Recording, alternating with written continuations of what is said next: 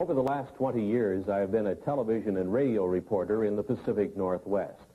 And during that period of time, I have passed along to the public hundreds of news stories from all portions of the world about the UFOs, the unidentified flying objects, the flying saucers. I have seen UFOs, but in all of those news stories, I've detected one missing fact. One incredible, glaring omission. Not one world public agency or scientific group has even offered a partial solution to this most amazing mystery of all time. No public authority has told us who are the overlords of the UFO and why are they here right now at this time. There is no Air Force defending any portion of this planet that can truthfully deny that the following documented incidents did take place and that similar incidents are taking place almost every day somewhere in the world. In the southeastern United States, military aircraft have disappeared, and UFOs have been connected with those disappearances. Near Pascagoula, Mississippi, 2 shipyard workers were taken aboard a UFO and given physical examinations. In 1976, in Kentucky, 3 women were taken aboard a UFO and terrorized while the humanoid crewman of the UFO gave them physical examinations. In Wyoming, in 1975, an oil exploration foreman, while elk hunting, was picked up by a UFO along with the elk and was medically examined and returned to the elk hunting area by the UFO crewman. In Arizona in 1975, while working in open country, Travis Walton was zapped away for 5 days and kept aboard a UFO. A few weeks previously, near Alamogordo, New Mexico, a member of the U.S. military was examined by the humanoid crewman of a UFO. Rather than reveal that fact, the U.S. military found duty for Staff Sergeant Charles L. Moody in Western Europe. Before the kidnappers of the UFO, humans seem helpless. The largest circulation newspaper in the United States offers a $1 million reward for decisive UFO information. According to UFO contactees, this is what a UFO humanoid crewman looks like. This is the best UFO photograph in the world. The military took it years ago and kept it secret. NASA reveals its UFO policy. NASA astronauts have seen UFOs. You'll learn for the first time what the Air Force Academy teaches its cadet officers about the reality of the UFO. You'll learn UFO fact, not science fiction. In a surprise ending, you'll see the answers to this incredible worldwide UFO mystery. The origin of the alien intelligences who are the overlords of the UFO.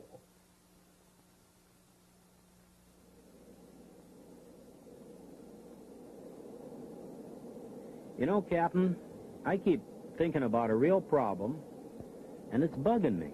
What's that? Well, remember the TWA case when Captain Schemmel dived under a UFO and about a dozen passengers got hurt? Boy, I sure do, yeah. Ever think of what that would be like on a 747? Well, I've thought about it, but I don't talk about it too much. Well, we got 300 or 400 passengers and 20 stews moved around the cabin. Most of the passengers don't keep their seat belts fastened. Now, if a big UFO came on a collision course, and with a 747 cruising at over 600 miles an hour, we'd have just a couple of seconds to take an evasive action of some sort, a dive or a zoom. 300 people would be smashed around and a lot of them hurt. Some could be even killed. You couldn't tell what would happen in that cabin. Probably panic. Well, panic at the least, but you know, even if you got control and got down okay, the airlines couldn't hide a thing like that. But the FAA doesn't want to hear about UFOs, and they don't tell us, that's for sure. Now, if we talk about UFOs to the news media, we somehow get blacklisted and our jobs are in jeopardy. As an airlines pilot, no matter how many UFOs I see in the air, I'm not telling anybody about it. In the last half of this century, there has been one mind-boggling giant of a mystery, which has overridden the knowledge gathered by mankind through the ages. There seems to be no answer to the reason for the appearances of the unidentified flying objects, the UFOs. Public opinion pollster George Gallup reports that perhaps 15 million U.S. citizens, scientists, and other responsible observers have seen the so-called flying saucers, the UFOs. Who are the overlords of the UFO? What is their origin and their mission?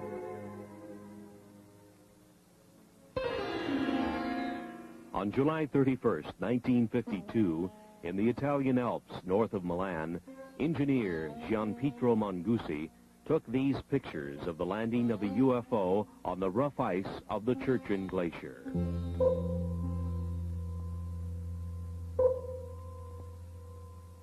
The UFO landing was only 3 minutes in duration. A humanoid in some kind of space suit with equipment on his back emerged from the UFO, walked partway around it, and then re-entered, and Mongusi had the pictures to prove it.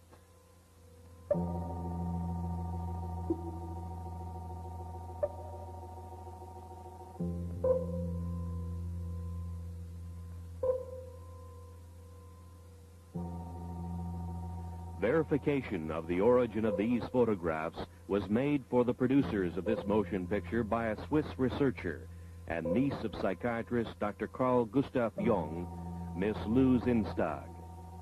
Since that time, world newspapers have made note of UFO stories in all degrees, from casual mention to news of an all-out UFO invasion. The mental health of UFO observers was questioned.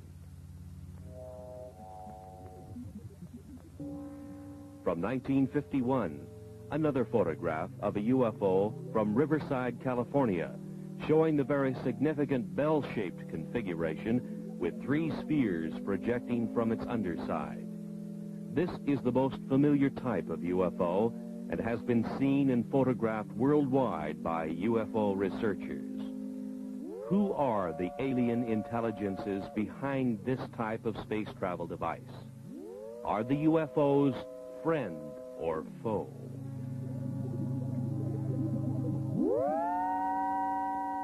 In 1973, another significant UFO picture shows not only the anti-gravity device operational, but also with it is a smaller degravitated sphere under the control of the alien intelligences of the UFO. Who are the overlords of the UFO?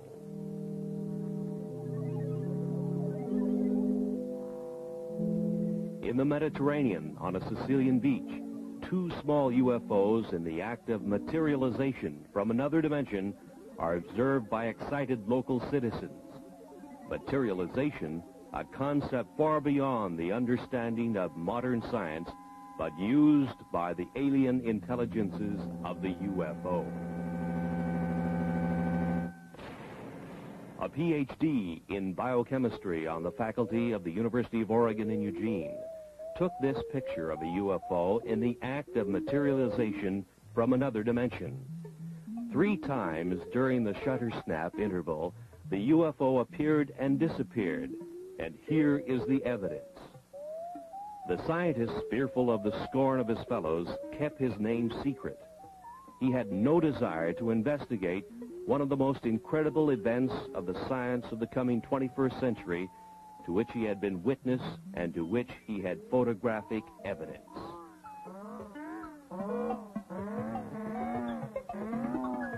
Kidnappings have occurred of military jets, people, and automobiles full of people. The military is helpless, and so are the police departments of the world. Where is the origin of the UFOs? UFO Quebec carried this sketch of a UFO humanoid crewman with a map of the star system in the vicinity of Zeta Reticuli, many light years away. This was indicated to UFO contactees Betty and Barney Hill. Is it truth, or is it a cover-up story? 2 UFOs over San Francisco, similar to UFO surveillance stories and photographs to come from every major city in the world. Iron Curtain scientists have stated publicly their feeling not only that UFOs are real, but that they have the same type of experiences which match those published in the Western world. We now reveal the facts of the UFO which couldn't be kept secret. The planet's most incredible unsolved mystery. Despite the cover-up efforts of world governments, a world silenced by fear, and a helpless world military, private scientific investigators all over the planet have contributed the UFO evidence which we now reveal. The UFO, the secret that couldn't be kept, that can no longer be covered up. Mount Rainier in the state of Washington was the area where private pilot businessman Ken Arnold, flying back to his Idaho home, first saw 9 disc-like flying objects on the sunny afternoon of 24 June 1947. They were moving at 1,500 miles an hour, a speed far exceeding anything we could put into the air at the time. When he landed his airplane at Pendleton, Oregon, he reported the sighting of inverted saucers moving at incredible speeds. The next day, on the radio news broadcasts and in the newspapers, the story sensationalized the term flying saucers. The previous summer of 1946, a member of the U.S. military encountered a giant UFO in a near-miss aerial situation, and the Air Force kept the threat to air safety secret. This event happened on the first day of August 1946 to the man second in charge of flight safety for the U.S. Tactical Air Command, Captain Jack E. Puckett. Captain Puckett's UFO encounter occurred about 30 miles from MacDill Air Force Base near Tampa, Florida, where his twin-engine C-47 airplane nearly collided with an airborne object about twice the size of a B-29 bomber, or about 300 feet long. His report further described the UFO as being cigar-shaped or cylindrical, and with what appeared to be glowing portholes. Governmental agencies have not responded to anxious questions from UFO observers. The Federal Aviation Administration has no UFO policy or opinion. The U.S. Air Force says it has aborted its UFO study program. No answer has been publicly given. UFOs still continue to be sighted worldwide.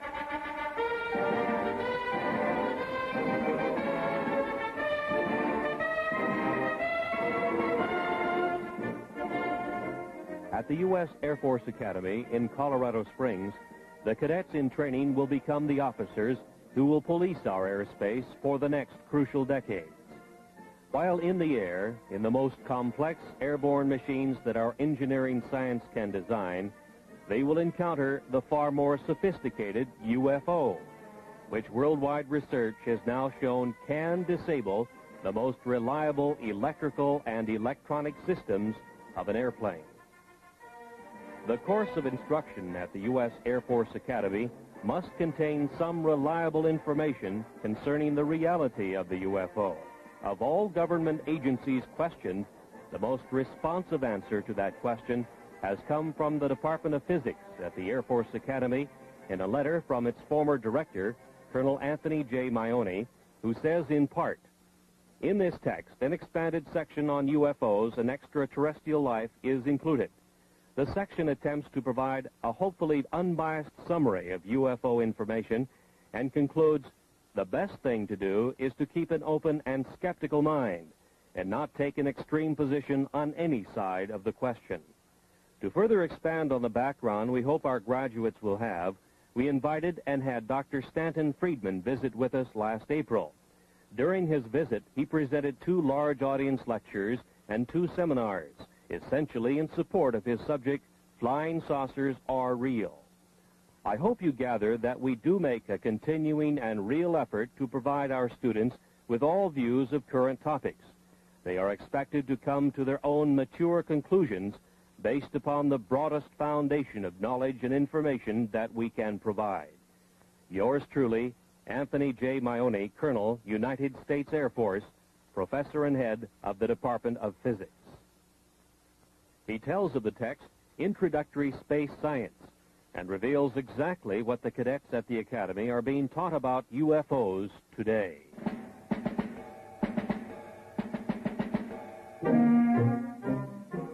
These are the men who will have to make crucial decisions while in the air when they encounter the incredible UFO.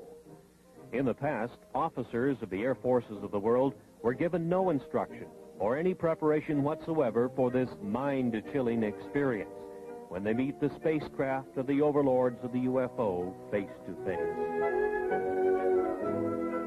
Nor have our astronauts been given proper instruction.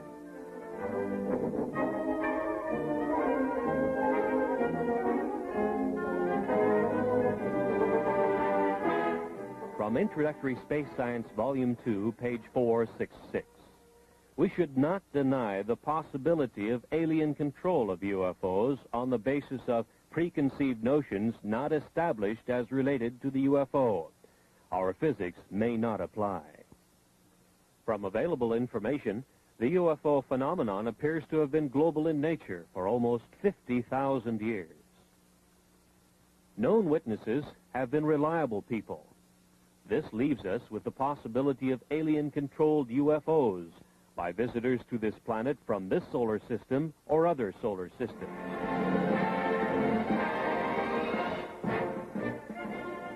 The existence of at least 3 or possibly 4 different groups of aliens, possibly at different stages of development, which implies the existence of intelligent life on the planets in our solar system, or a surprisingly strong interest in Earth by members of other solar systems, the Air Force Academy text admonishes its officers in training to keep an open mind on the baffling subject of unidentified flying objects.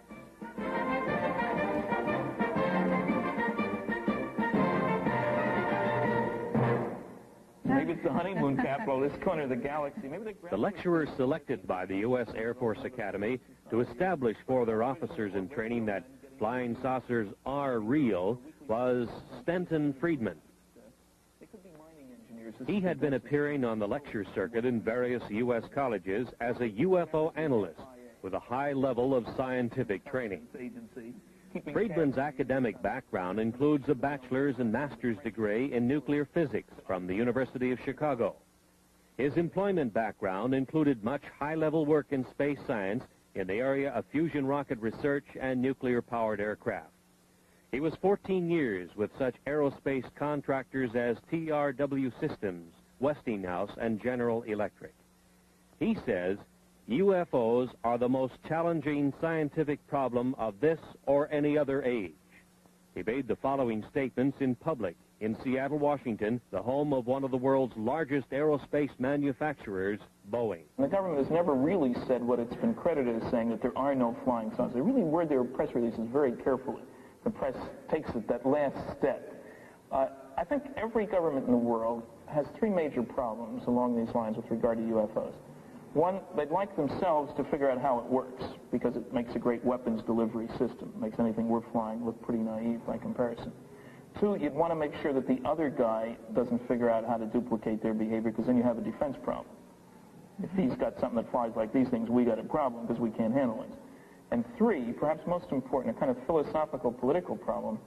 As soon as it becomes obvious to the people on the planet and widely accepted that flying saucers are real and from off the Earth, there's going to be a push for a view of man as Earthlings, the people on this planet. Instead of I'm an American or Russian or Chinese, I'm an Earthling.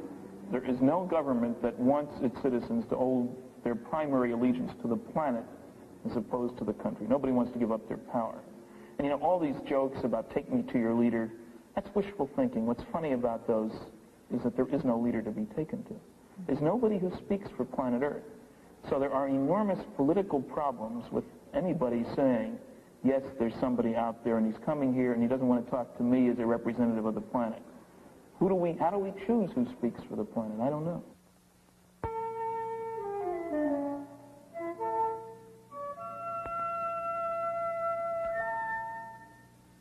Since the 1950s, it has been easy to point to the millions of suns in space and speculate that somewhere out there is the home of the UFO. That UFOs are spacecraft from some other Earth, orbiting some other sun, just like ours. From a visible sun in the visible universe. Perhaps so, perhaps not. But the UFOs could also be from an invisible dimension, in the invisible portion of the universe, which our science cannot easily detect. Perhaps one or possibly both of these concepts will one day be the explanation of the origin of the UFO. The Air Force Academy text on space science concedes that 2, 3, or even 4 levels of alien intelligences might be involved.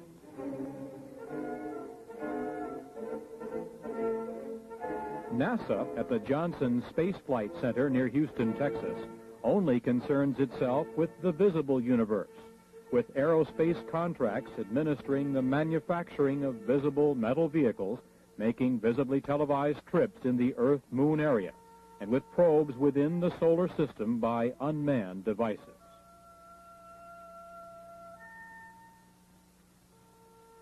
NASA astronauts in their Skylab make a track across the nighttime sky, lit by millions of suns. The activities of the astronauts are minutely planned and carried out, but the framework is that of Earth science as we understand and engineer its applications. There seems little room for productive scientific speculation, perhaps because of the $38 billion NASA space budget, which is highly criticized in many quarters.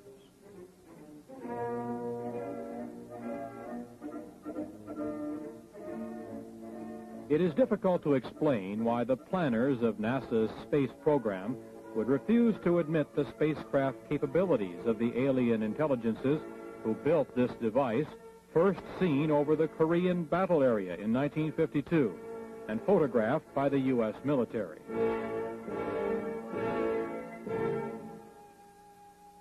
This picture was available to NASA. Obviously, it is not a picture of anything manufactured by humans on this Earth.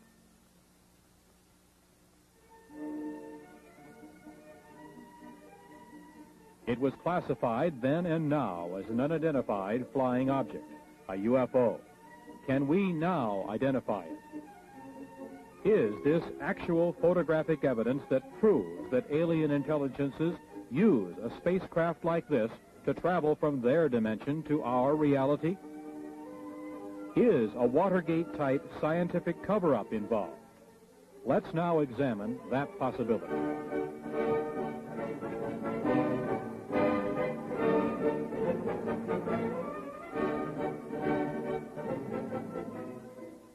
NASA first had warnings of UFOs from the pilots of its own X-15 project.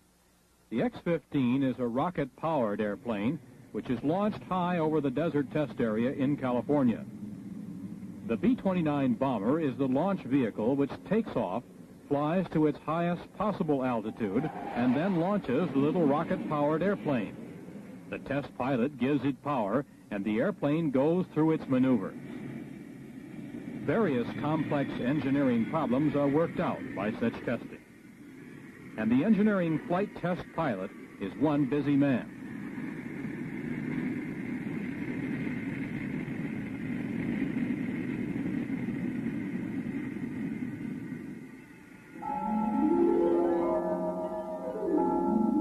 But on May 30th, 1962, test pilot Joe Walton photographed 5 disc-like objects from the X-15 rocket test airplane. The UFOs were very similar to the disc-like objects seen over Mount Rainier 15 years earlier by Ken Arnold. NASA made no public mention of what the discs were, their origin, or any scientific speculation whatsoever about this observance of their X-15 project by intelligences of the UFO. On July 17th of that same year, this time at an altitude of about 58 miles, test pilot Bob White noted that he had UFO company and photographed unexplained objects even closer to his X-15. Across the nation, news headlines state that 26 astronauts have seen and photographed UFOs. The public is puzzled by NASA's silence on the subject. The producers of this motion picture were answered on 2 occasions by high public affairs administrators of NASA, who stated, "It's not in our charter to investigate the UFO."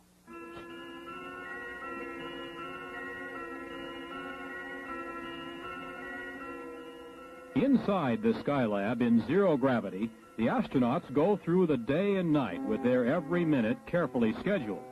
The scientific experiments are in almost every instance planned, not to open new areas of the unknown in cosmic science, but to reinforce the ideas we already hold regarding the reality of the universe.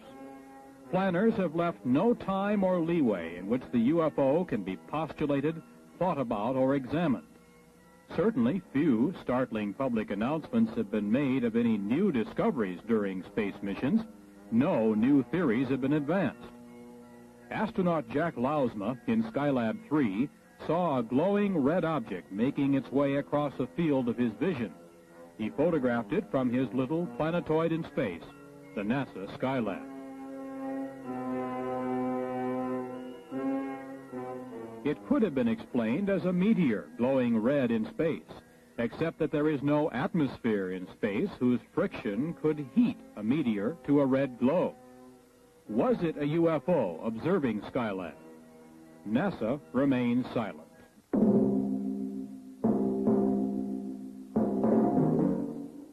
Complex instrument packages such as Explorer 10 vanish in space. Launched on the 25th of March, 1961, it disappeared, although its life expectancy was over 100 years. Perhaps some alien intelligence is examining this complex NASA space device. NORAD cannot find it, and it is not transmitting. It just disappeared.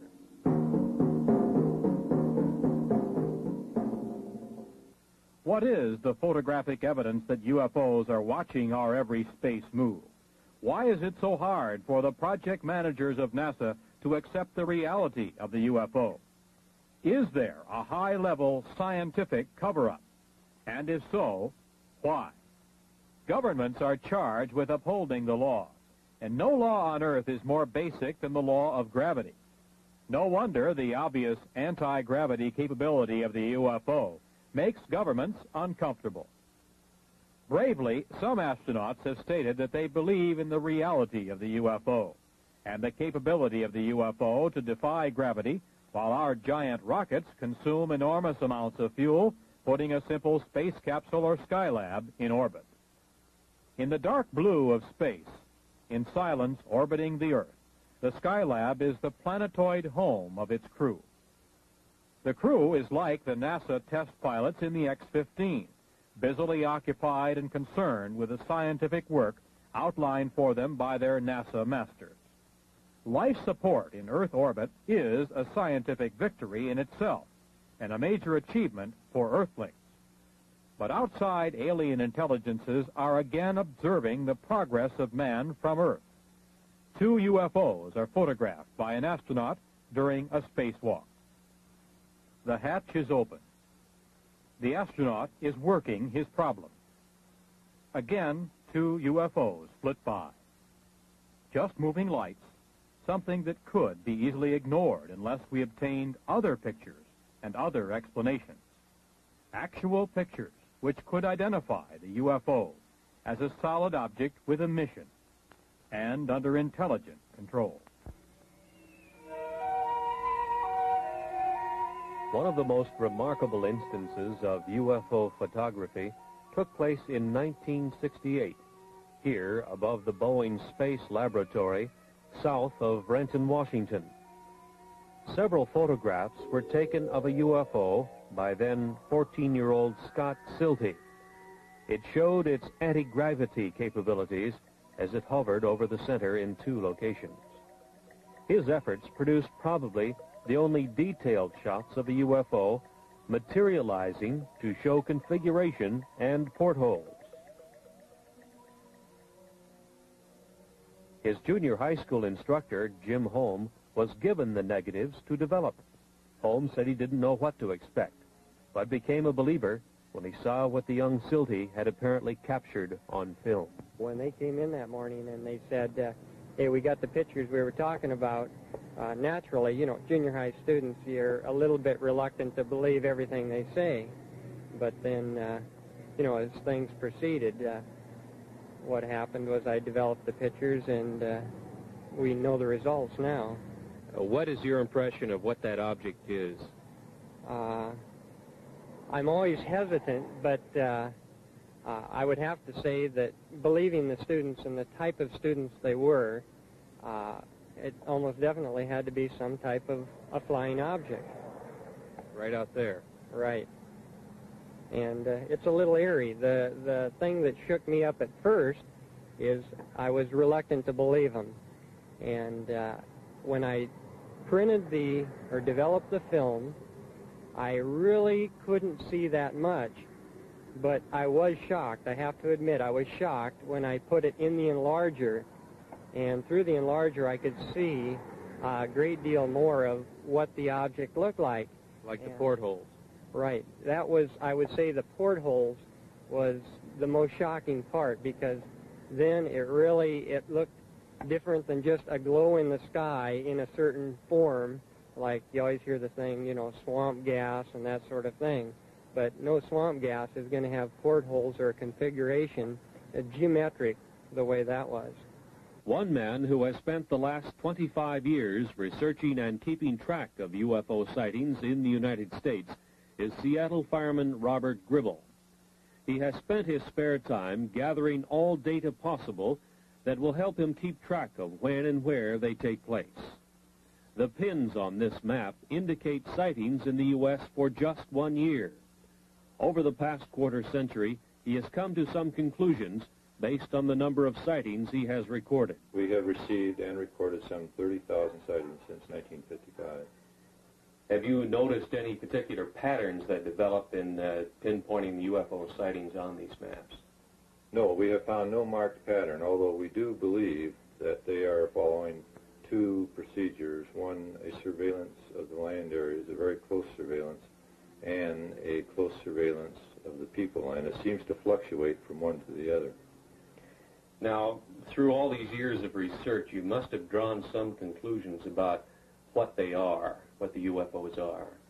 Well, we firmly believe that what the people are seeing in those objects which we have classified as unknown are actually vehicles not manufactured on this planet. How can you draw that conclusion? How do you know? Well, the vehicles have been seen in the United States, and there are good records of this for the last 200 years, and actually the records go back into history for some 3,000 years. The same things that were seen then are being seen today. We understand that there are several hot spots in the United States, UFO sighting areas, and one of them happens to be in the southwestern United States in Utah. There have been a tremendous amount of sightings in the southwest over the years, with a very large concentration in the Utah area.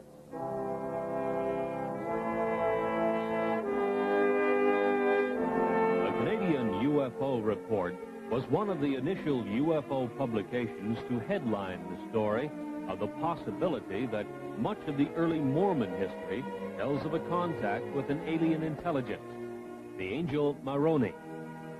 It opens the possibility that the founder of Mormonism, their prophet Joseph Smith, may have been one of the greatest of UFO contactees. Dr. Frank D. Salisbury, on the faculty of the State University of Utah in Logan, and himself a Mormon, does not doubt that possibility. He has stated publicly that he believes that his UFO study has established the probability that the Earth is being visited by UFOs that seem to be using the isolated area of eastern Utah as an Earth base. In March of 1975, a national tabloid newspaper circulated the following story of a UFO kidnapping. The producers of this motion picture interviewed Carl Higdon, who furnished the artist's conception of the android crewman from the UFO who kidnapped him and took him aboard the UFO to elsewhere. Higdon was given a physical examination in a tower by a huge TV-like eye, rejected, and was returned to the elk hunting area in Wyoming, where he was picked up. While on his 8-hour UFO trip, he encountered a teenage boy, 2 young girls, and a man in his 60s, also guests of the UFO intelligences. Upon his return, he suffered radiation symptoms with itching skin and burning eyes. Area Sheriff Ogburn and his deputy Ed Tierney investigated the incident. So did Dr. Leo Sprinkle of the University of Wyoming, who gives us this professional opinion as to the truth of this verified UFO kidnapping. To whom it may concern, my impression of Carl Higdon is that he's a man of integrity with average education, but a keen sense of curiosity about the world around him. He's an outdoors man and seems to have developed good skills of estimating size and distance. Although the sighting of a single UFO witness often is difficult to evaluate, the indirect evidence supports the tentative conclusion that Carl Higdon is reporting sincerely the events that he experienced. Hopefully, further statements from other persons can be obtained to support the basic statement. Respectfully submitted by R. Leo Sprinkle, Ph.D., the University of Wyoming in Laramie.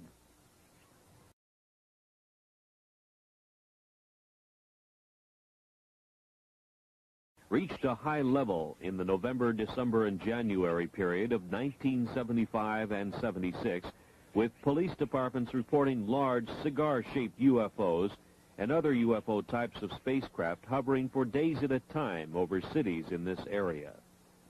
5 witnesses working in the open country around Snowflake and Holbrook in northeast Arizona had the most incredible personal UFO experience story to tell and passed lie detector tests in their telling of it before police and psychiatrist witnesses. 22-year-old Travis Walton suddenly disappeared one morning as the group was working in the open country.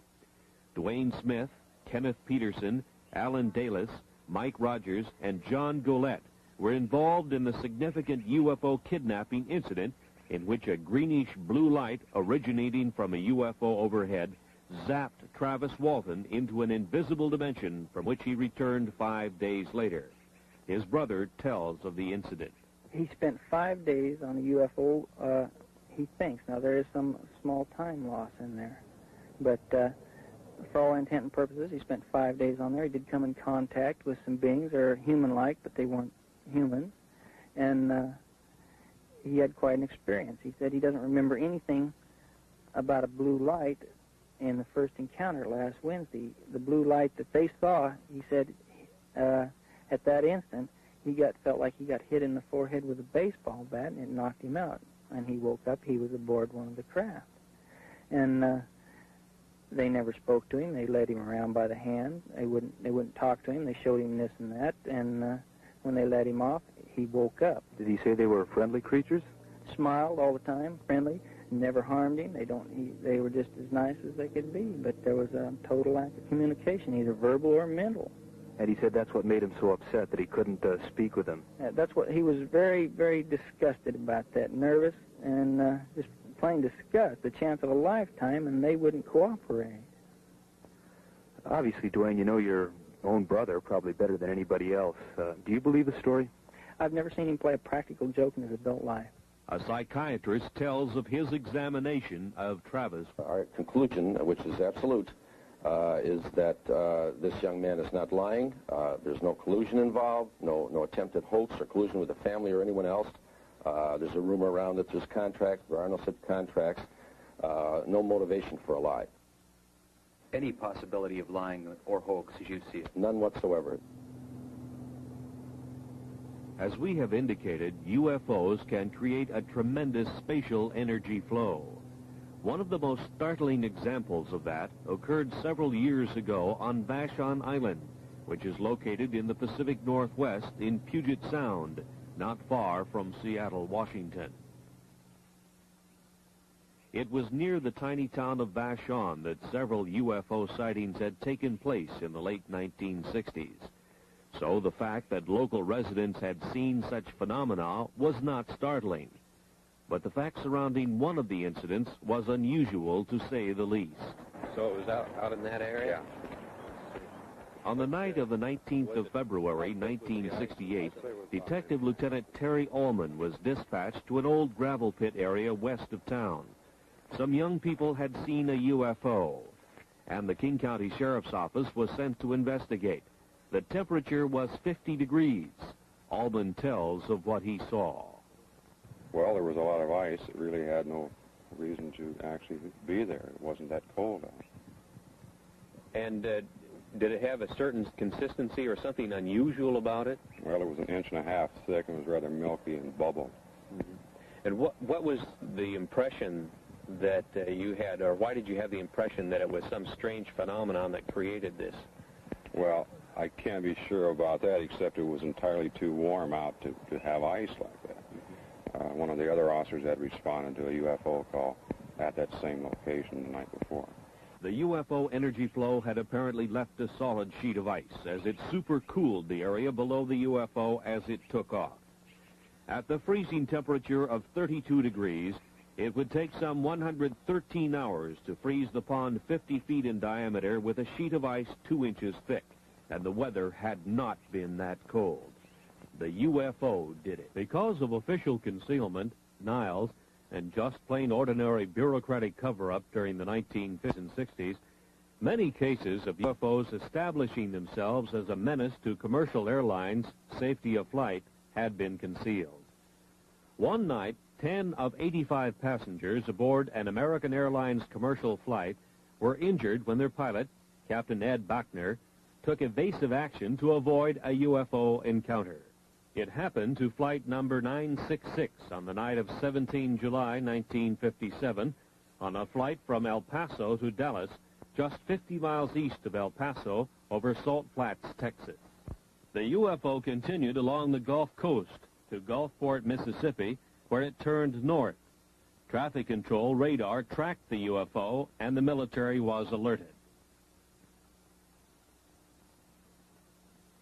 In the vicinity of Meridian, Mississippi, the Wing Intelligence RB-47 electronic surveillance airplane tuned in the UFO's emission on its ALA-5 pulse analyzer.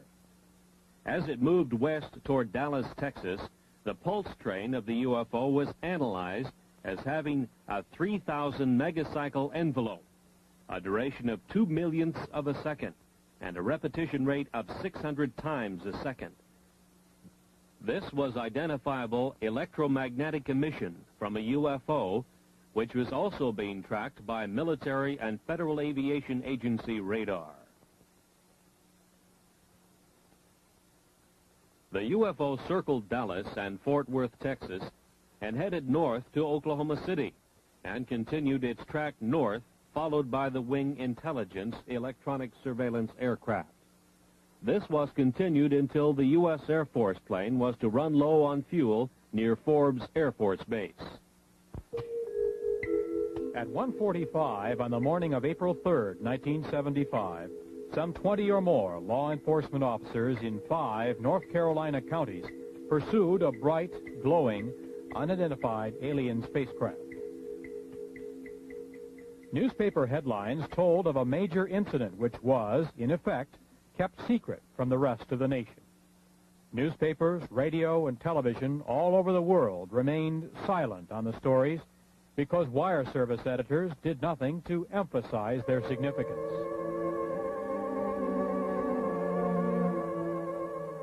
From police descriptions, the artist has been able to draw the lighted V-shaped UFO which appeared.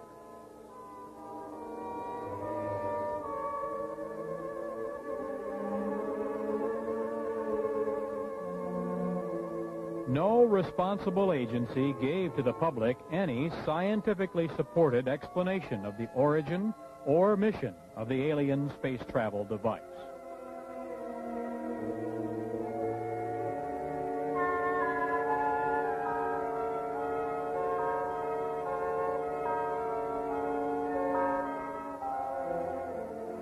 The story was much the same 2.5 years earlier in Pascagoula, Mississippi.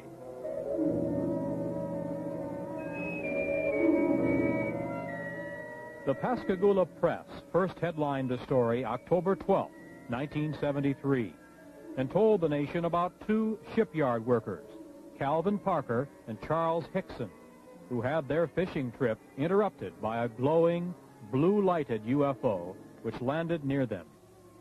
Two humanoids took them aboard for a physical examination, placing them under a large TV-like eye.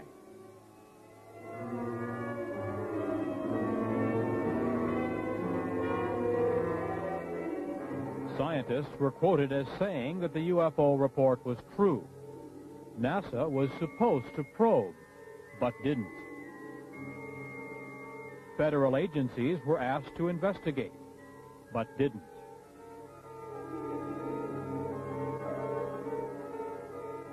Hickson said the creatures from the UFO seemed friendly, but that they acted controlled, as if they had a specific thing to do and did it.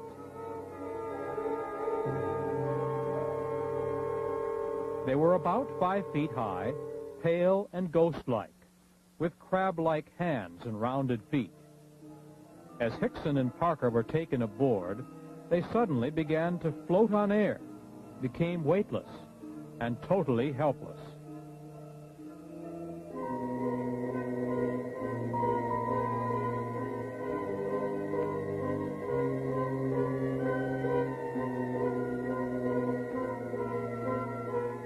In the Gulf South, from Louisiana to Florida, hundreds of reports to police and sightings by police officers told of UFO activity that same night.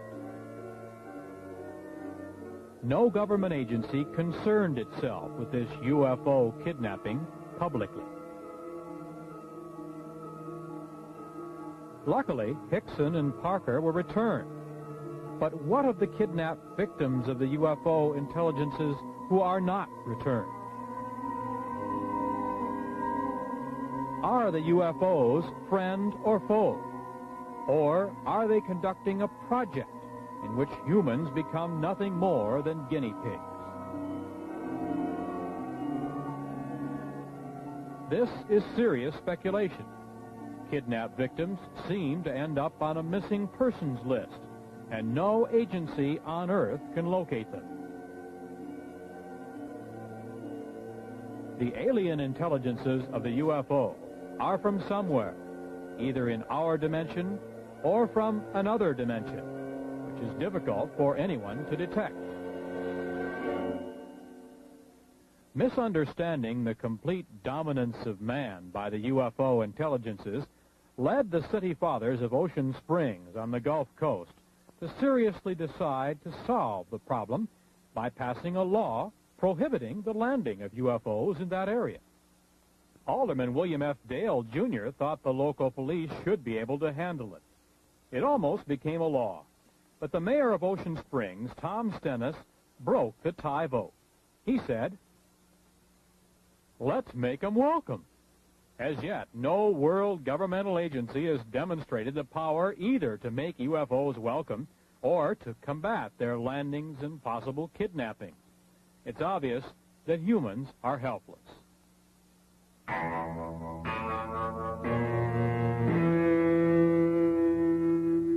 Since 1966, the very competent scientific analysts of the British publication The Flying Saucer Review have been assembling all available information about alien intelligences who have made repeated UFO landings in the high Pyrenees Mountains between France and Spain. So have the defense authorities of both nations.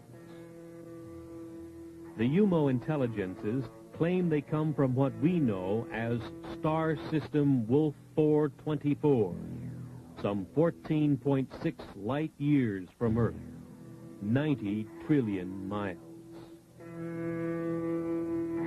Near their home planet, their UFO space travel device enters a black hole in space. A giant energy whirlpool vortex which hurls their spacecraft into another dimension in which time hardly exists. From this, they emerge into our dimension, into our solar system, and proceed to their expeditionary target, Earth.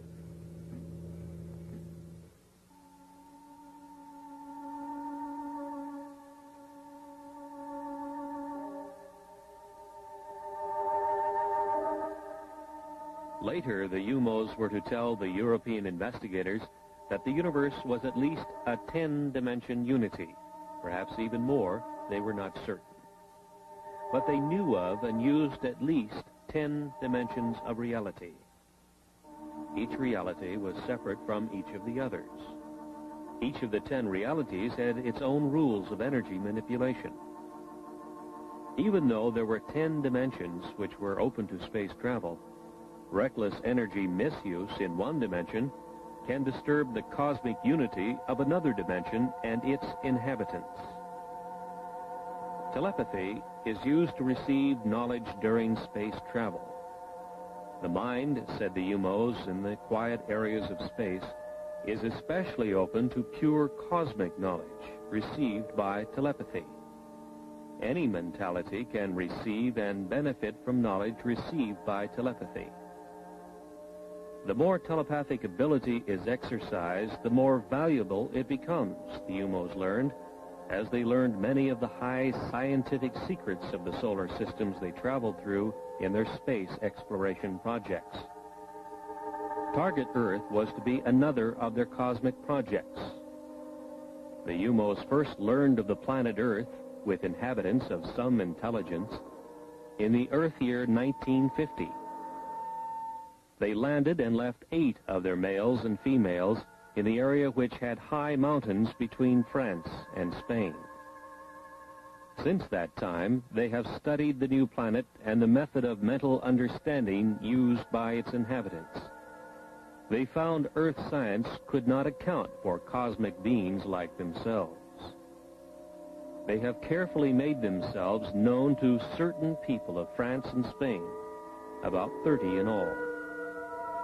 They have tried to understand the limitations which exist in the mind of man. They find human knowledge inadequate and much inferior to the cosmic understanding, which permits space voyages between the UMO position in the universe and the Earth.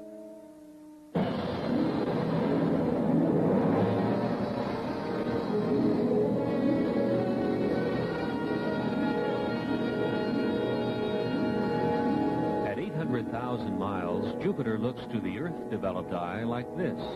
To the UMO, perhaps different. Jupiter's moon, Ganymede, is some 8,000 miles away and moves in its orbit. Its diameter, 3,000 miles. The UMO intelligences took a heat measurement of the Jupiter hotspot. They compared the measurements to that of the surface of their sun and found it about the same. The other Jupiter moons were identified: Europa, Amalthea, Callisto, as they were named by Earth astronomers.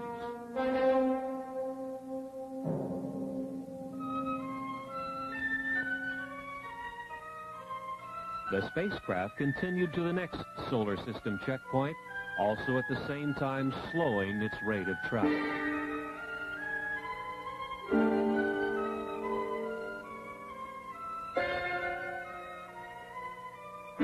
Saturn was identified with its strange moon, Titan. Titan rolled along the equatorial plane of Saturn like a wheel on a road. The UMOs identified its atmosphere, methane. In the vicinity of Saturn, they tuned to the history and the totality of knowledge of the solar system, accumulated since the time the sun was born. Knowledge lost, and knowledge still used, and knowledge to be rediscovered. It was from this Saturn knowledge store that the UMO intelligences learned of humankind's achievements and failures. They learned, too, of the state of development of the plant and animal life and all details of Earth and the other planets. They continued their journey past Saturn, its bright rings shining a dark space blue in the Titan sky.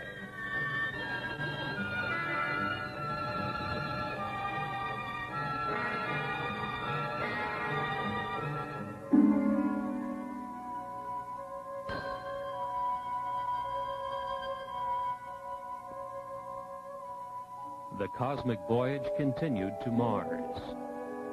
A close look at Mars revealed snow at the base of its mountains of Mitchell. On Mars, with its thin atmosphere and low water vapor content, the snow behaves differently than on mountain peaks on Earth.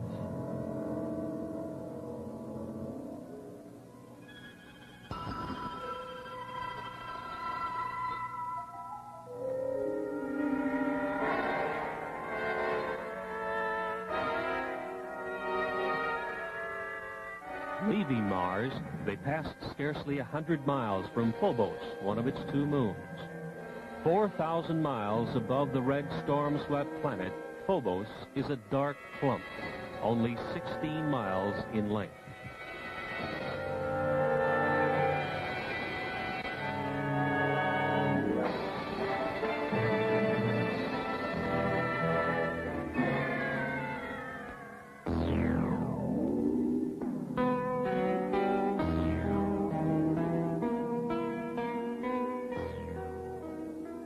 The final checkpoint of the cosmic voyage brought a strange and beautiful sight.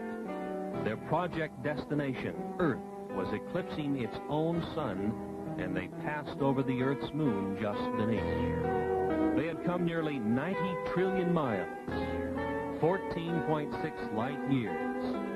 Elapsed Earth time, just about 7 months.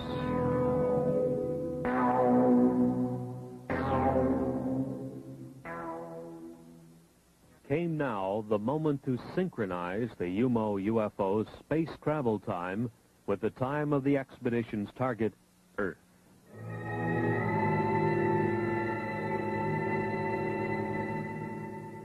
By telepathic means, the UMO alien intelligences claim to have notified some 20 selected Earth people of various responsible backgrounds to expect the UMO UFO.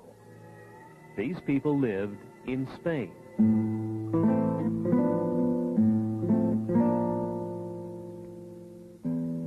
The British Flying Saucer Review headlined an attempt by the Spanish Air Force to intercept the UMO UFO.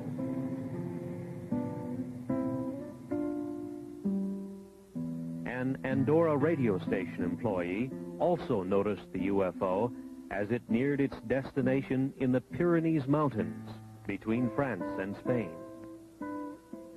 The UMO spacecraft, after its cosmic voyage, became visible over the Pyrenees Mountains, and the IH superimposed marking, unlike any alphabetical symbol on Earth, was photographed. The first pictures taken were from the ground near the outskirts of Madrid on February 6, 1966, and again on the 10th of June, 1967. They are known as the San Jose de Valderas photographs, which were published nationally in Spain after thorough investigation by the national magazine Horizonte. During the years since 1966, much of the UMO information has been investigated by competent people of England, France, and Spain. And to this date, such evidence as these UFO photographs appears to be factual. Dr. Claude Poer, Director of Scientific Programs in the French Center for Spatial Studies, stated publicly that a 2-year investigation resulted in staggering confirmation of statements made by the non-earthly intelligences. The French Minister of Defense, Jean-Claude Boré, in a nationwide radio broadcast, confirmed that the national police in France had a great number of statements on file from reliable witnesses who had reported over the last few years UFO appearances. He said he believed the reports tell of scientifically interesting events and that the top scientists of France were making a continuing study of reported UFO sightings.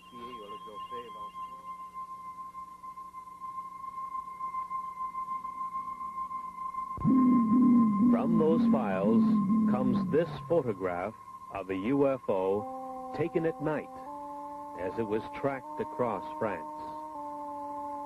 This is known as the Valençol UFO. The device is emitting brilliantly colored radiation and seems solid. If so, it is obviously capable of defying gravity. The French defense minister says that this type of appearance is being studied seriously by French science. Not so in the United States, where even the anti-gravity capability of the UFO is being ignored by official science.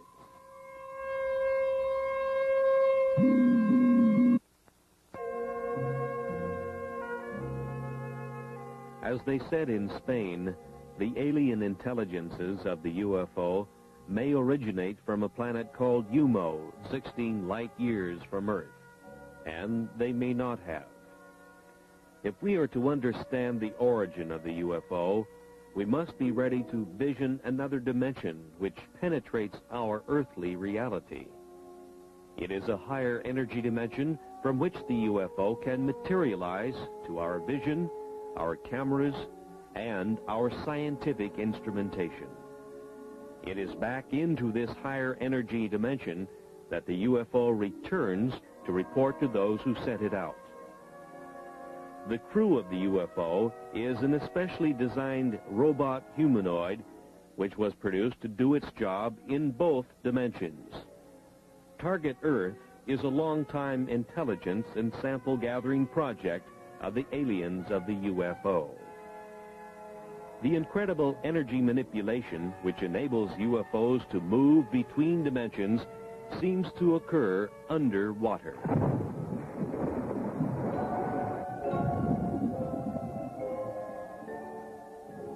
The Puerto Rican Deep, which extends 30,000 feet under the sea, is one such area. Seawater covers 2/3 of the surface of the Earth, and in that water lives one of the Earth's most intelligent and environmentally adjusted creatures, the dolphin. The dolphin's brain is substantially more complex and in some ways superior to the brain of man. The dolphin's telepathic ability is highly developed, and with it he excels at communication with other dolphins. Today, the Canadian-edited UFO report and other such publications are the only other mediums which have carried stories which have filled the Venezuelan newspapers and tell of UFOs which emerge from under the sea off Puerto Rico and continue to the U.S., South America, and Europe. Undersea disturbances of a major nature have occurred in this area for many years. The National Oceanic and Atmospheric Administration's NOAA satellite had communications blacked out many times as it passed over the area, some 800 miles up in its orbit, reported Dr. Wayne Messigian of Longwood College in Farmville, Virginia. In 1945, the U.S. Navy lost 5 torpedo bombers and a large 4-motored flying boat searching for the lost Navy pilots. Commercial and private airplane pilots have seen their aircraft under this strange influence lose instrumentation and electrical control. Airlines issue denials and pilots are afraid to talk in public because of fear for their jobs. In March of 1973, a series of events near Caracas, Venezuela, a few hundred miles to the south, established what may be a link between the very deep ocean areas of the Caribbean and the UFO. On March 22nd, hundreds of people witnessed a pair of flying objects trailing blue smoke as they approached from out of the sea and then hung motionless near the Caracas airport. Then, with a shrieking sound and a burst of orange flame, separated and vanished, one to the east and one to the west.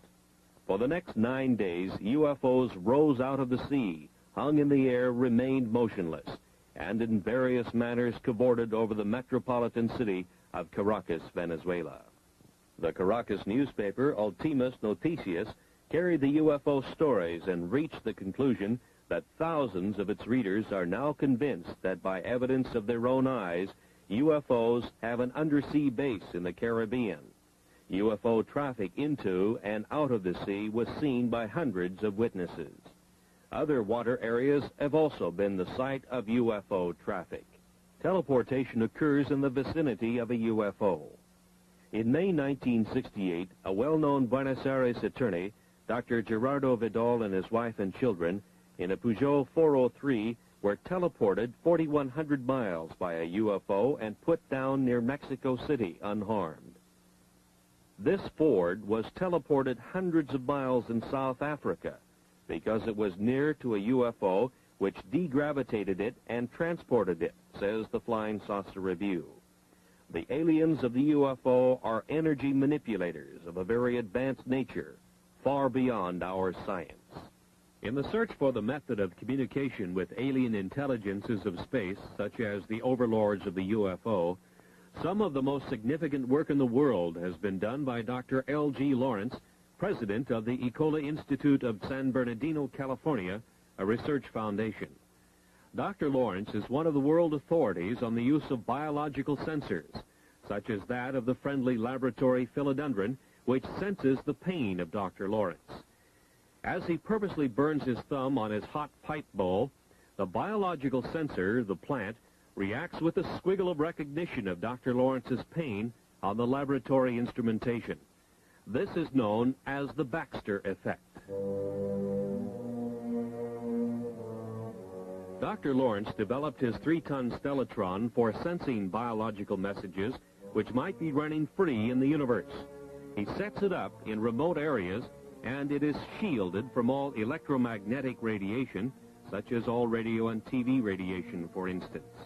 It can be influenced only by the etheric or bioplasmic pulses that influence plant and animal life. On October 29, 1971, and again in April 1972, on the Mojave Desert in California, intelligent communication from the direction of Ursa Major was received. One star of that system we know is the North Star.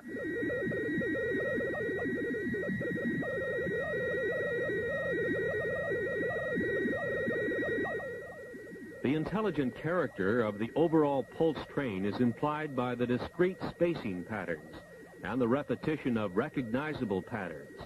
Again, for the first time in public, you now hear the modulated signals, a message as yet undeciphered, which originate in outer space. This has been brought to you by special permission of Dr. Lawrence, and it is a scientific first.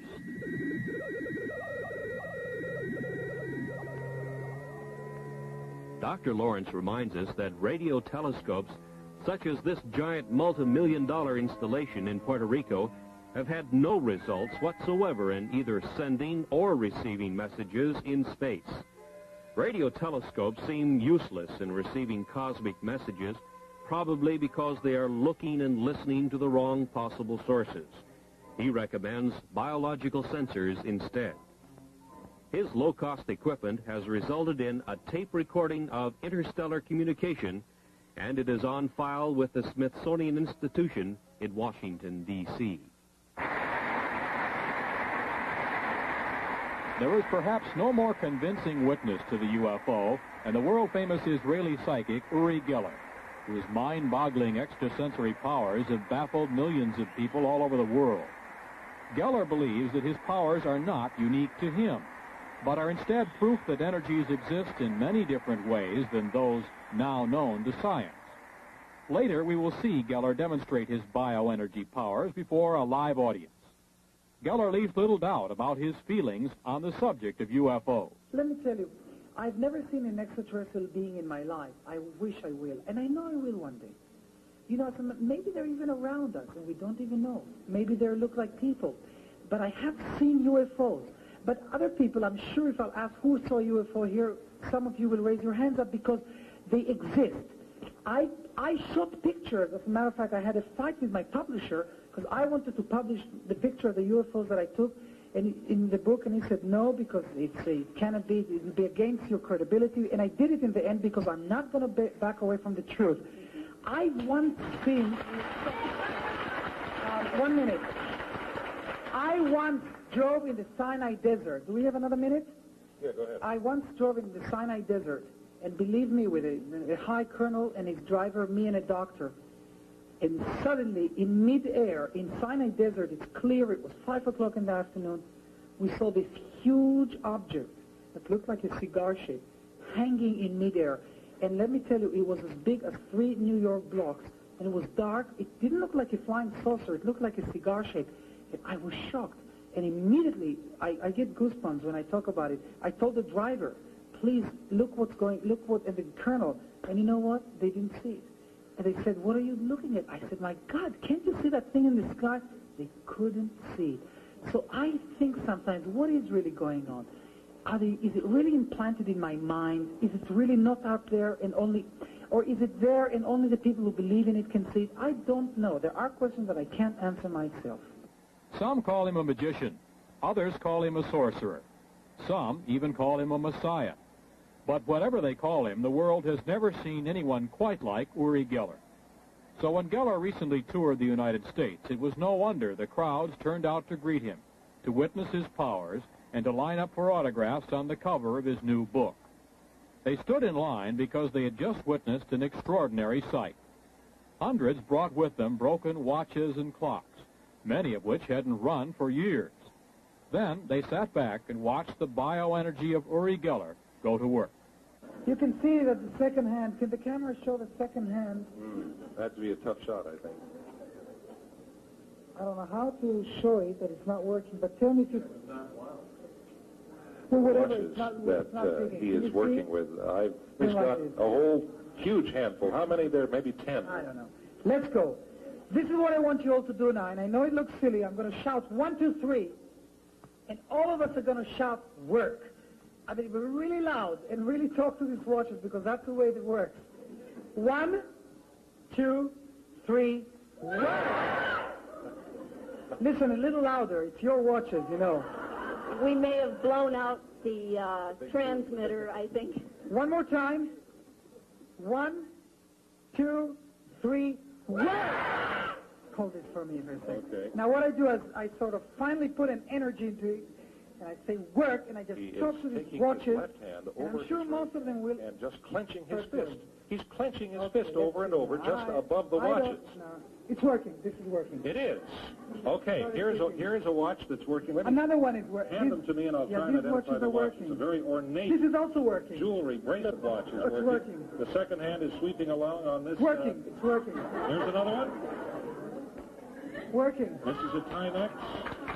Here's a Seiko watch.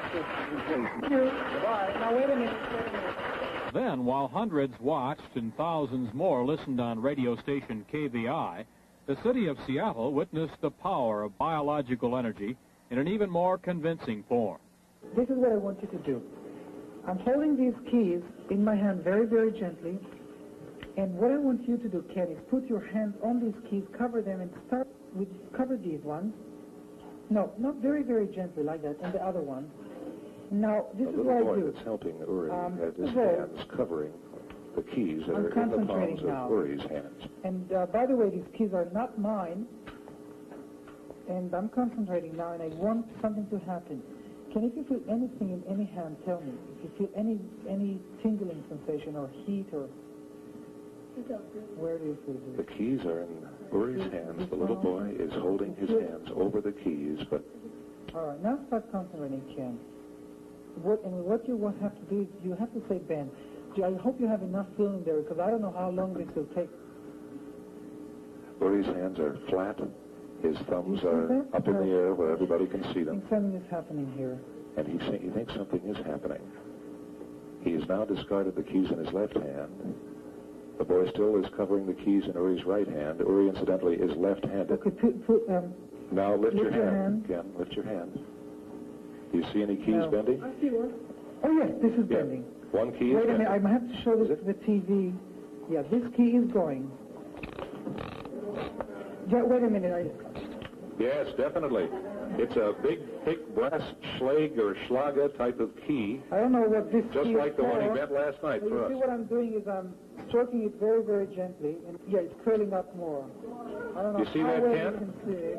It's really happening, It's bending even more. Yeah, this will curl up a little more here.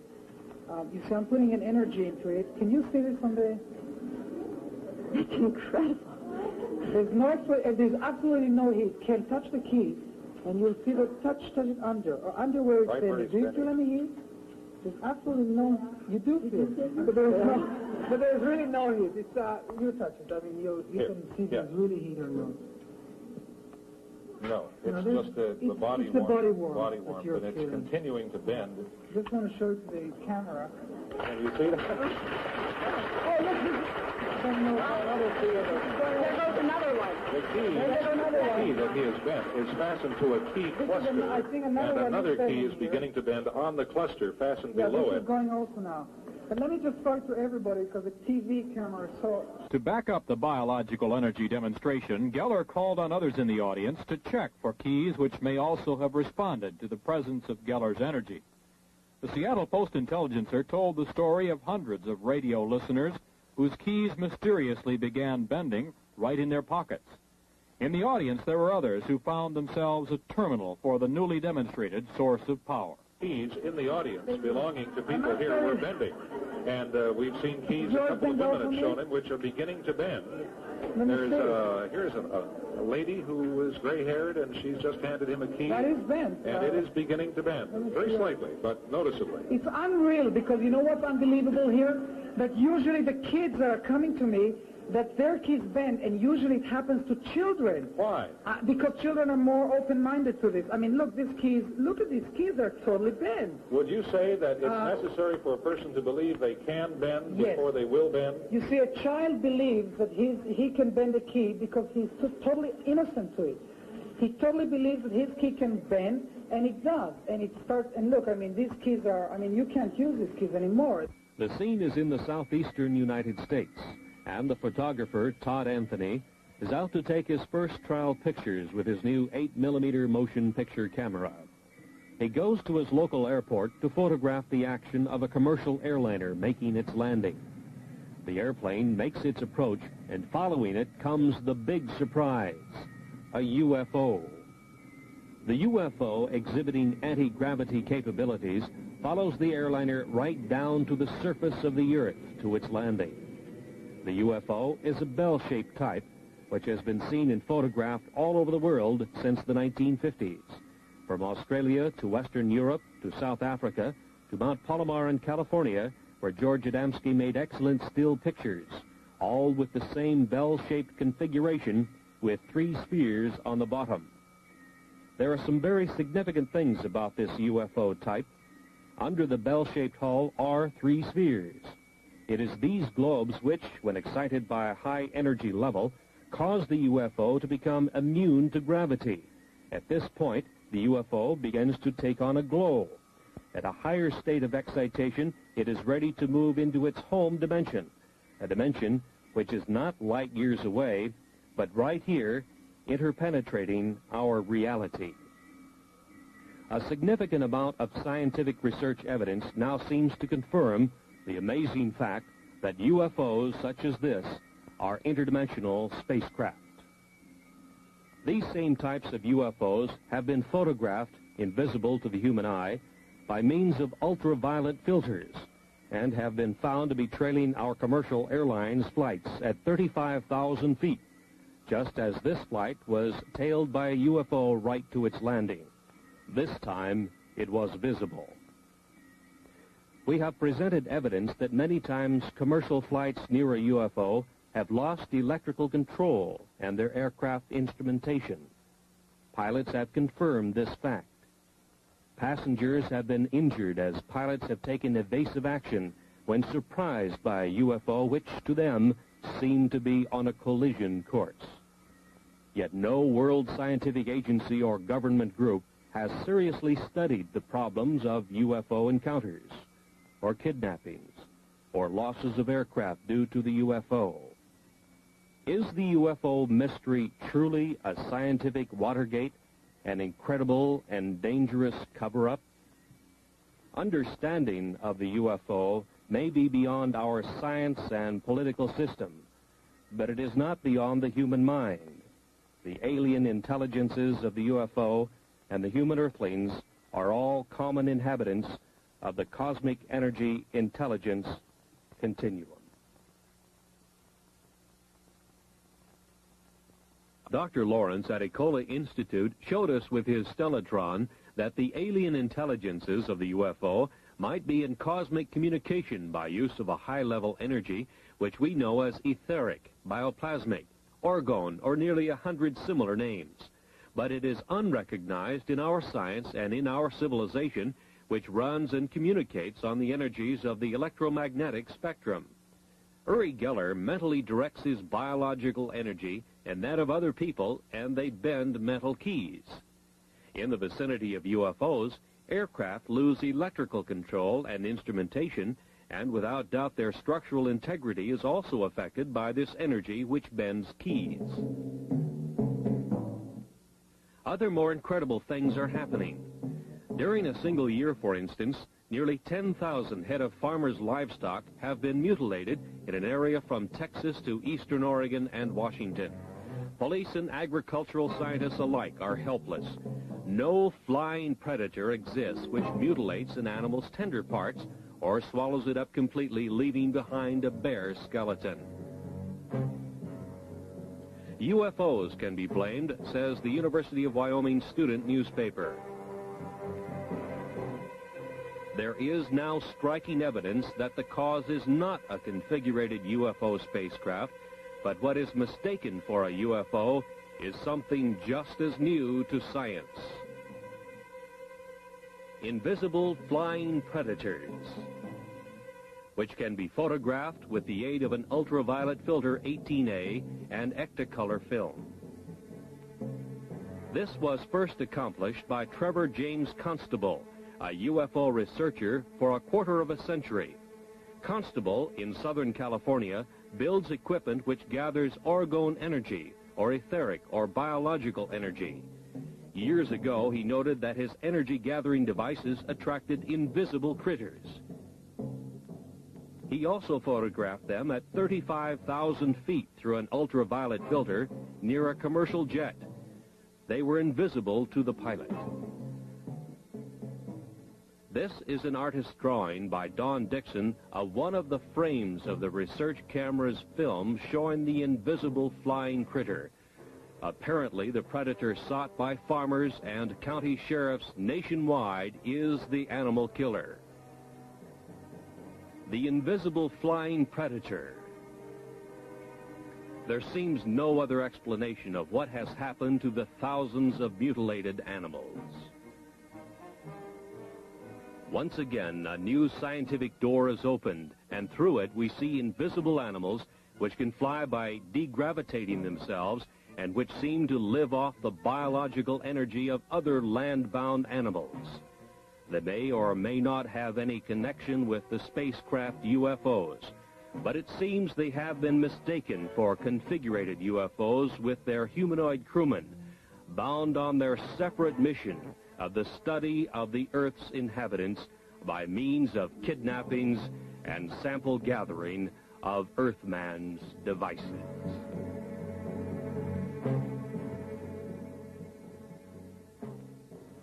In the U.S., it is at Federal Aviation Administration flight centers that air traffic controllers are trained to handle the routing of aircraft in the nation's air lanes, so as to keep constant eyes on the safety of flight procedures.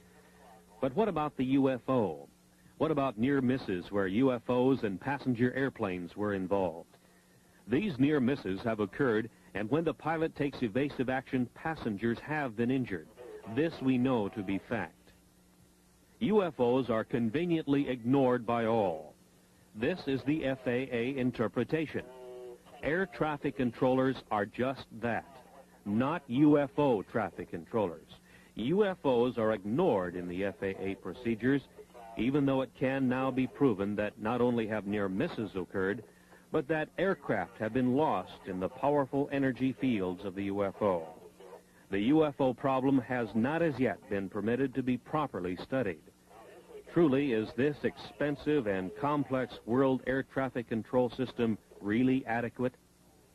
The evidence now indicates that not only the military, but also the civil bureaus of world governments have been engaged in an incredible and deep cover-up of the real menace of the stepped-up UFO invasion of their target, Earth. The police departments of the world are helpless before the kidnappers of the UFO. This, too, we now know to be fact. How is this nonfeasance possible? This is Joe Harrell. He runs the Flight Control Center near Seattle, Washington. His job is to run it and train air traffic controllers. What we wish to point out now by a question is how extremely expensive governmental bureaucracy is able to ignore an obvious peril to world citizens by simply non-admission of the existence of this mind-boggling problem. To my knowledge, UFOs are not included in any of the training programs. We would, of course, provide instructions to our supervisors on how to handle reports of UFOs, but it is not included in the training of a controller. So I suppose the only way in which it would be included would be, and I assume you admonish these people to be aware of any unusual circumstance. That's right, and make the pilots aware of what they're aware of, and to this extent it would be included, but as for specific procedures, no. After $60-odd billion spent for manned spaceflight by NASA, it has been determined that man is truly confined to this Earth. The incredible secret concealed from the tax-paying public by both NASA and its congressional masters is that man cannot participate in long space expeditions. NASA has scientifically verified and kept very quiet the fact that the unstoppable cosmic rays to which every astronaut has been exposed destroys brain cells at the rate of 1% every 4 months. Since the neurons of the adult human brain do not reproduce, a space expedition represents irreparable brain damage and would reduce the crew to idiots in even the 8 years it would take to go to the nearest sun and return. NASA claims that the 13% loss of neurons would equal the brain damage sustained by an alcoholic, but NASA does not allow for increased intensity of cosmic ray bombardment as the astronaut moves in space. NASA must now admit that man cannot travel far in space because of significant brain damage which he will undergo. The main building of a graduate university of advanced study in Switzerland near Basel is Das Goetheanum, acclaimed by architectural students and professional architects as being a space shape of striking originality.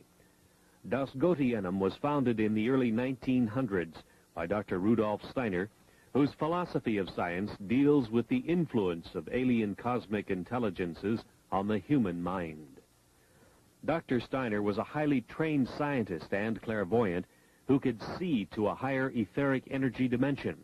He could see a view of cosmic reality which is denied to normal human vision. In some 6,000 lectures attended by the best minds of Europe, he made his observations known to those who would profit from this higher knowledge. This information is now available. Knowledge, the key to the secrets of the universe. Man's pursuit of the mystery surrounding the UFO and the Etherians continues. And although many books have been written about the subject, the best available information is speculation. So what we have offered you is the best available speculation. 2 questions. First, who are the Etherians? Notwithstanding their similarity to man, the Etherians' body is different from man's. They live in their own dimension, so we see only their servants, the humanoids. The Etherian overlords of the UFO have thinking minds, feelings, and emotions like we do. They have a strong sense of will and a strong sense of purpose. And they live in their own dimension, so they can't set foot in our material world, according to Dr. Steiner. Next, why are they here? Why are they interested in Earth humans? Maybe we are doing something here on Earth that is disturbing their world, their dimension. Maybe we are doing something here on Earth that is upsetting the balance of the universe. UFOs have been seen for centuries. Is this recent stepped-up activity over the last 30 years due to some recent disturbances within our dimension? Maybe we have sent giant shock waves throughout the universe, and the Etherians are here on Earth, trying to find out what they can do about this intrusion. One thing could well be the high harmonics of the sonic boom of the supersonic bomber, such as the B-1. An interdimensional space quake could have sent shock waves into their dimension. And of course, atomic devices could be another element that is disturbing beings in other dimensions. But the Etherians seem to be sampling our dimension by human kidnappings and the taking of animals and the taking of sophisticated electronic devices made by our Earthman scientists. The Etherians seem to want to know what we are doing, and we had better know too. Over the last 20 years, I have been a television and radio reporter in the Pacific Northwest. And during that period of time, I have passed along to the public hundreds of news stories from all portions of the world about the UFOs, the unidentified flying objects, the flying saucers. I have seen UFOs, but in all of those news stories, I've detected one missing fact, one incredible, glaring omission. Not one world public agency or scientific group has even offered a partial solution to this most amazing mystery of all time. No public authority has told us who are the overlords of the UFO, and why are they here right now at this time. There is no Air Force defending any portion of this planet that can truthfully deny that the following documented incidents did take place and that similar incidents are taking place almost every day somewhere in the world. In the southeastern United States, military aircraft have disappeared, and UFOs have been connected with those disappearances. Near Pascagoula, Mississippi, 2 shipyard workers were taken aboard a UFO and given physical examinations.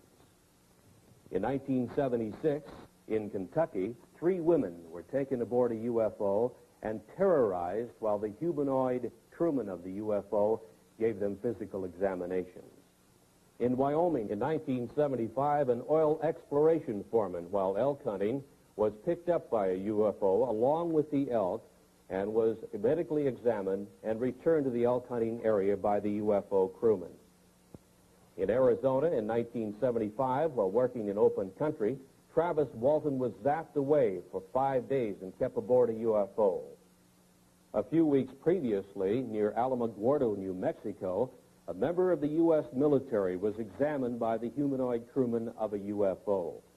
Rather than reveal that fact, the U.S. military found duty for Staff Sergeant Charles L. Moody in Western Europe. Before the kidnappers of the UFO, humans seem helpless.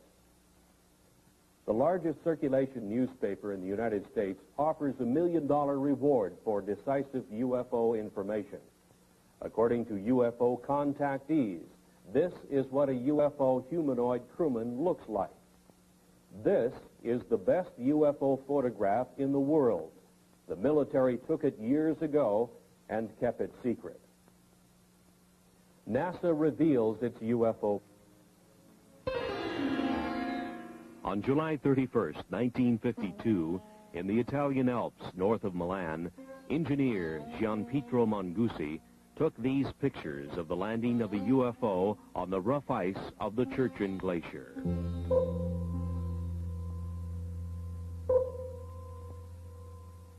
The UFO landing was only 3 minutes in duration. A humanoid in some kind of spacesuit with equipment on his back emerged from the UFO, walked partway around it, and then re-entered. And Mangusi had the pictures to prove it.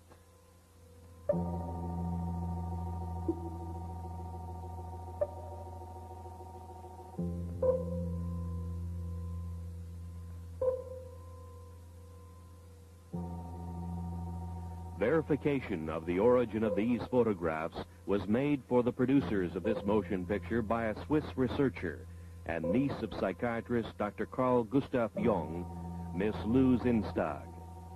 Since that time, world newspapers have made note of UFO stories in all degrees, from casual mention to news of an all-out UFO invasion.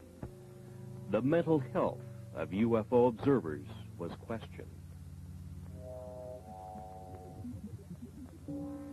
From 1951, another photograph of a UFO from Riverside, California, showing the very significant bell-shaped configuration with 3 spheres projecting from its underside. This is the most familiar type of UFO and has been seen and photographed worldwide by UFO researchers. Who are the alien intelligences behind this type of space travel device? Are the UFOs friend or foe?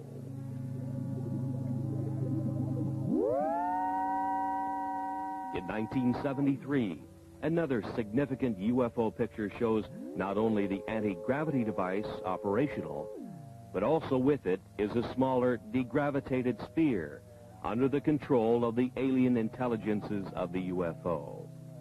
Who are the overlords of the UFO?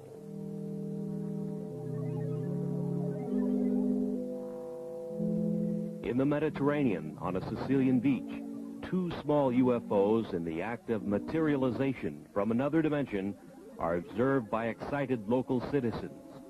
Materialization, a concept far beyond the understanding of modern science, but used by the alien intelligences of the UFO. A PhD in biochemistry on the faculty of the University of Oregon in Eugene took this picture of a UFO in the act of materialization from another dimension. 3 times during the shutter snap interval, the UFO appeared and disappeared, and here is the evidence. The scientist, fearful of the scorn of his fellows, kept his name secret. He had no desire to investigate one of the most incredible events of the science of the coming 21st century, to which he had been witness and to which he had photographic evidence.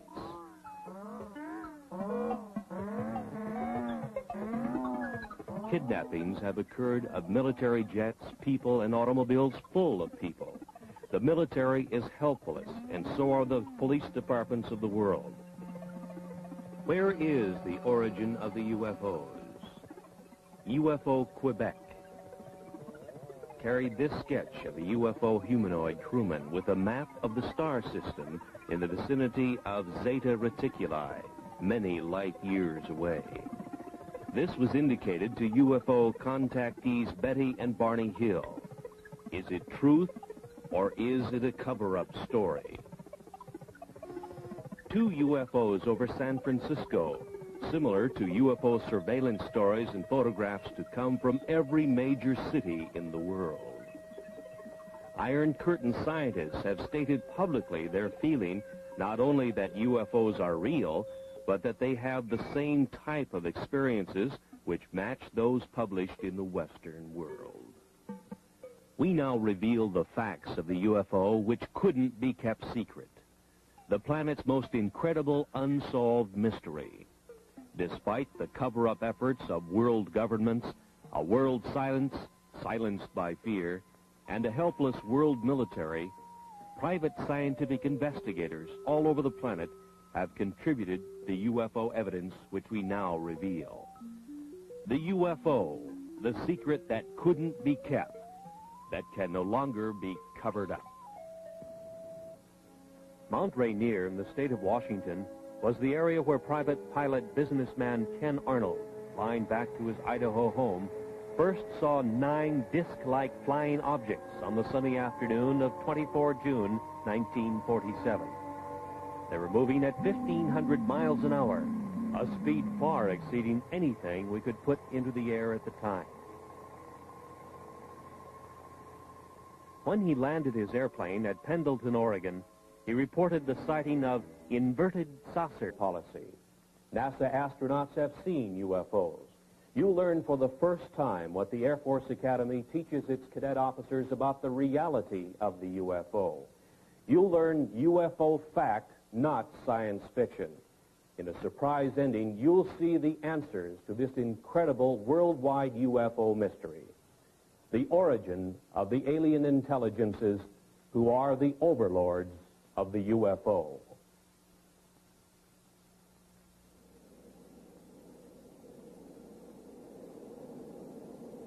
You know, Captain, I keep thinking about a real problem, and it's bugging me.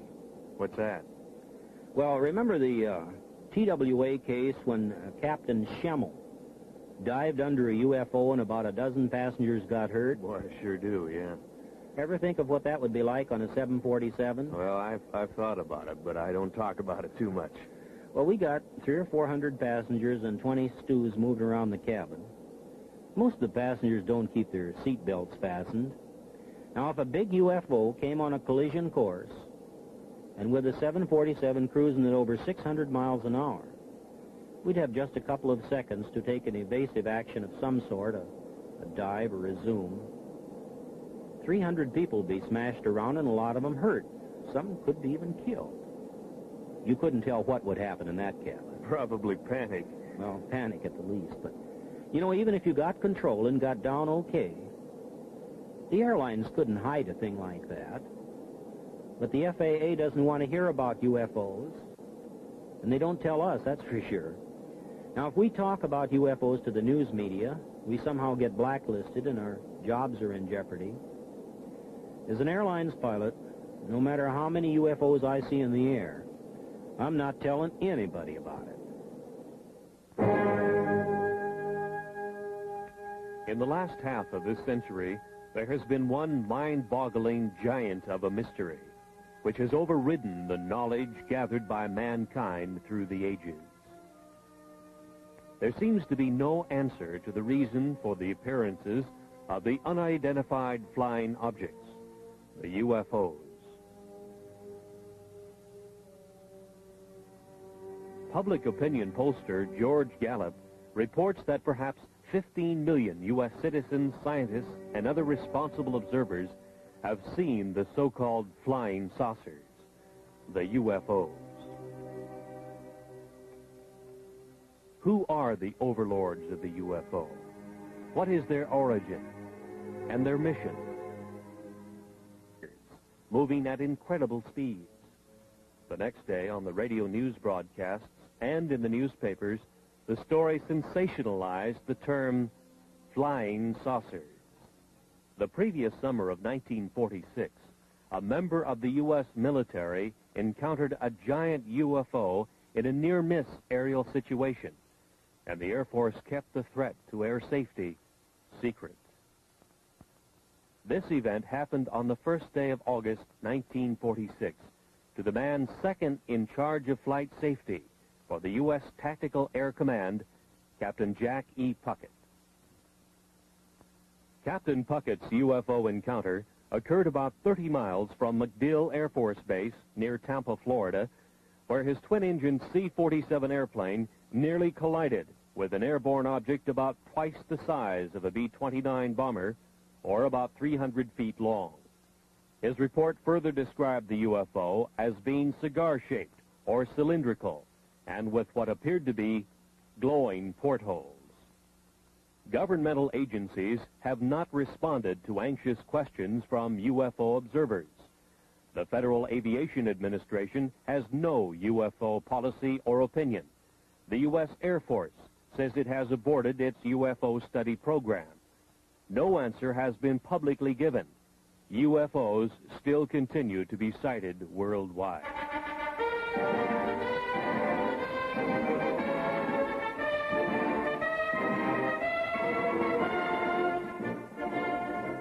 At the U.S. Air Force Academy in Colorado Springs, the cadets in training will become the officers who will police our airspace for the next crucial decades.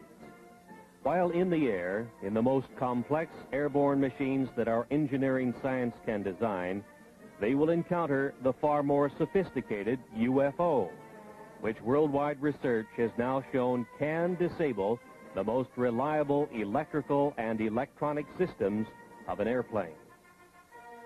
The course of instruction at the U.S. Air Force Academy must contain some reliable information concerning the reality of the UFO. Of all government agencies questioned, the most responsive answer to that question has come from the Department of Physics at the Air Force Academy in a letter from its former director, Colonel Anthony J. Maione, who says in part, In this text, an expanded section on UFOs and extraterrestrial life is included. The section attempts to provide a hopefully unbiased summary of UFO information and concludes, the best thing to do is to keep an open